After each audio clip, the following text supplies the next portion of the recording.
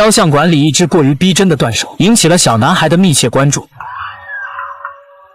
而兰登只看了一眼，就认出这只手是他老丈人彼得所罗门的，因为手的拇指和食指纹着王冠和六芒星，其他3根手指也分别是钥匙、灯笼、太阳。美国的出警速度很快，5分钟的路程没用半小时就到了。可明明是一起普通的绑架案，却会惊动中情局的金姐。但眼下兰登也管不了这么多，毕竟举办婚礼时还需要老丈人的出席呢。于是将知道的一切描述给了金姐。兰登是一名大学古文系的客座教授，就在今天，所罗门给他打来电话，约在这里见面。而断手独特的手势，其实是绑匪在模仿神秘之手，那是远古时共济会的信仰特征。话音刚落，绑匪用所罗门的电话打给了兰登。绑匪威胁他，要想保住所罗门的性命，就要找到一个远古的传送门，传说开启传送门便可获得征服宇宙的力量。然后还大方地告诉兰登寻找传送门的重要线索。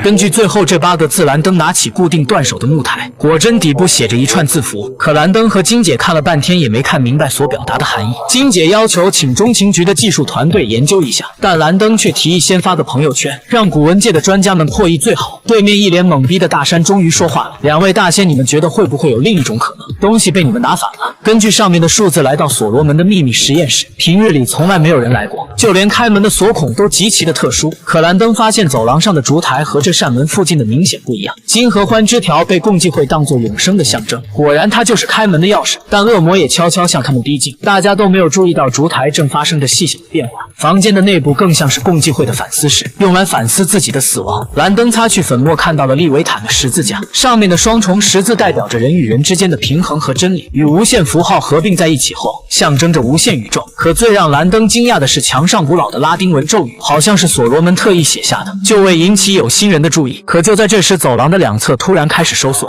原来他们进来后忘记把金合欢枝条放回原处，所以现在要尽快找到线索离开这里。Dissolution, represented by the dissolving of calcifications. These letters are calcifications. 见兰登不停地给墙壁浇水，金姐也马上加入其中。很快石板上就被挠出2个凹槽。为拖延时间，大山把桌子拿到走廊先顶一会，而里面的2人也顺利取下了石板，里面是一个缩小版的金字塔。拿到想要的东西，大家都火速向外跑，唯独兰登迟迟不肯离开，因为他小时候掉进过枯井，从那以后就患上了严重的幽闭恐惧症。可面对生死离别，他别无选择。